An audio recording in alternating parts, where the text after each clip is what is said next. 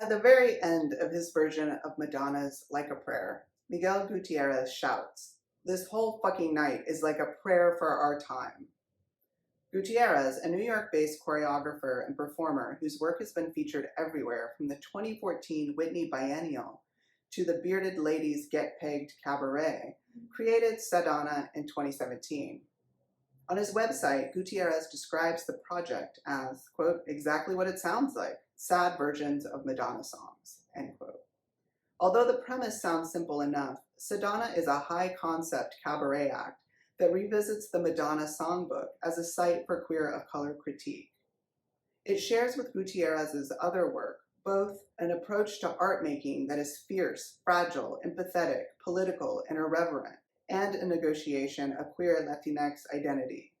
By reperforming Madonna's pop canon as a queer brown setlist, Gutierrez stages the cover song as a return and a reclamation. In the framework sketched out by Jose Esteban Muñoz's classic essay, Feeling Down, Feeling Brown, SADONNA undertakes the work of navigating, quote, the depressive condition and its connection to minoritarian aesthetic and political practices, end quote. Muñoz is careful to note that, quote, depression is not brown, but there are modalities of depression that seem quite brown, end quote. These modalities, Muñoz elucidates, include repetition, looped video, and, quote, the problems of belonging in alterity, end quote.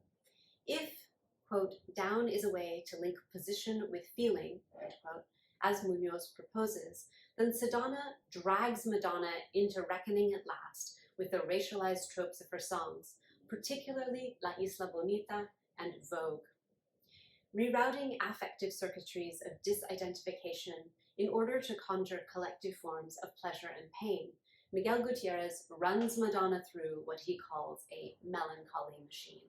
The queer potential of cover songs has been theorized by scholars like Craig Jennings, who posits that cover songs allow us, quote, to linger in a musical past, to go back and pause time, to hear and sense a queer plurality. Jack Halberstam writes, "The model of history implied by the cover song is not the progressive unfolding of a narrative of assimilation. It is a jagged story of cathexis and repudiation, identification and disidentification, love and hate." Both of these scholars point to the cover song as a vehicle for revisitation, in which the song is a mode of return, reperformance, and reclamation. A cover song that drags a queer artist back to an alienated past self also has the potential to drag that song forward into a collective queer present. But as SADONNA shows, that queer present is itself haunted and resonant with the past that have shaped it. For example, SADONNA reperforms, with a vengeance, Madonna's tacky tourist track, La Isla Bonita, a song long mocked for its exoticizing tropes of sambas, siestas, and, quote, tropical island breezes, end quote. It is important for Gutierrez not only to call out the racialized marginalization this song enacts, but also to take this as an opportunity for collective undoing. It is especially resonant in this song, therefore, that Gutierrez is joined by the Slatinos, or sad Latino boys backup singers. In an interview, Miguel told us that he realized that he, quote, only wanted brown boys to back me up, end quote. The Slatinos also exist as an answer to Madonna's fetishistic inclination for Black and Latinx backup dancers. In La Isla Bonita, SADONNA's all Latinx ensemble offers a powerful rearrangement and retranslation. Here, the backup singers have agency and personalities, while musically their voices bring SADONNA's repertoire into what Gutierrez calls a quasi-liturgical four-part harmony. Tiempo ha pasado, pero es como ayer. Isla brisa tropical, natural y libertad. Aquí es donde añoro estar. The pretty little island. Samba empezó a tocar. El sol está tan alto allá, me encandila y puedo escuchar canciones de cuna española. Together, Miguel Gutierrez and the Slatinos have embarked on their Brown Ambition Tour, a play on Madonna's career-making Blonde Ambition tour, which was documented in the cult film Truth or Dare. In turning the blonde to brown, Gutierrez opens space for a queer of color critique that highlights the questionable racial politics that made Madonna a queer icon at the expense of artists of color. If blonde equals ambition in Madonna's hyper-capitalist rise to power, then we see with SADONNA how blonde ambition means brown subjugation. Indeed, SADONNA's Brown Ambition tour is an anti-ambition, one that insists on staying in the same place, slowing down, lingering in melancholy and nostalgia, and sinking into the state that Munoz describes as the brown depressive position. The project requires them to create from within a semi-static affective register that refuses to change. SADONNA insists on one affective note and maintains it on loop, enacting what Jose Munoz refers to as, quote, the affective circuitry that is feeling down, end quote. Whereas Blonde Ambition suggests a pseudo-feminist embrace of white supremacy's imperatives to work hard, pull yourself together, and get over it, Brown Ambition counters the mandatory upbeatness by enacting a down tempo.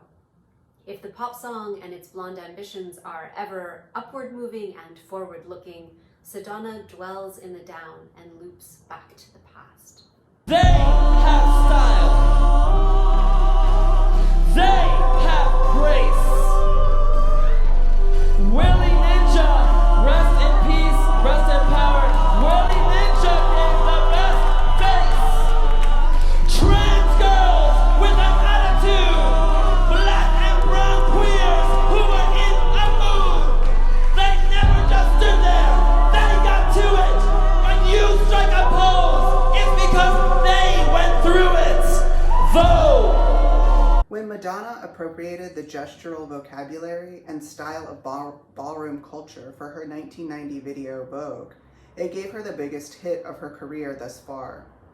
In one section of the song, she recites a litany of white film stars: Jean Harlow, Grace Kelly, Marilyn Monroe, Fred Astaire, etc., implying that the glamour of Vogue belonged in the upper echelon of Hollywood and on the glossy pages of fashion magazines.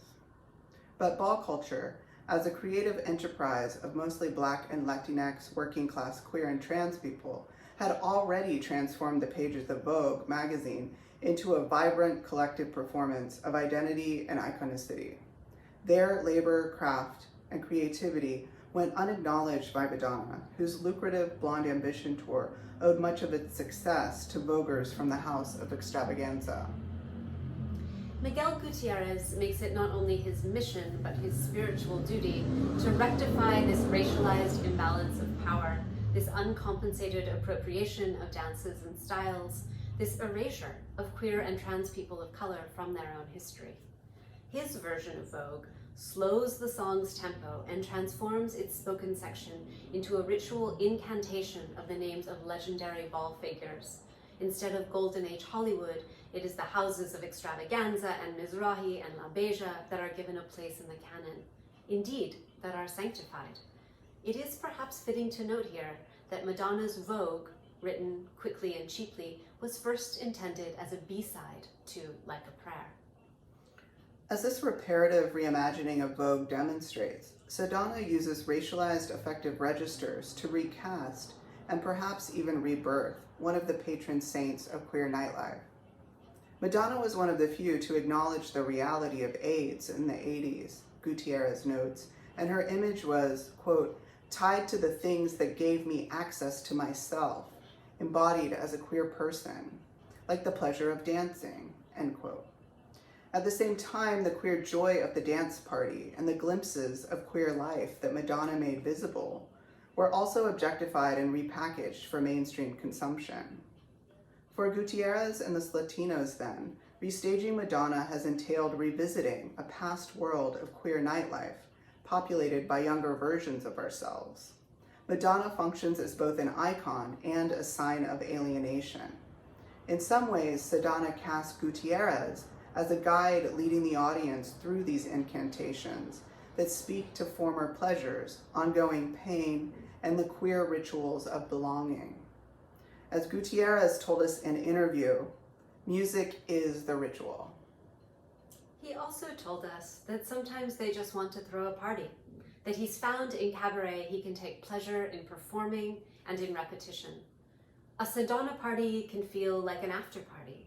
It achieves a down tempo that calms, and it generates a bittersweetness of the after that also feels back to the before. At the start of most SADONNA shows, Miguel offers a dedication, quote, "For my dead friends, and to anyone living with heartbreak," end quote. In performances that are both meditative and irreverent, SADONNA resurrects cultural and personal heartbreaks in order to let us live again, each time with a revisiting of past selves and an ear for future remakings. In our interview, Miguel lamented that Latinx pessimism has been under-theorized. In fact, SADONNA, with its elegant looping of critique, humor, play, and brown feelings, provides a substantive model for future thought.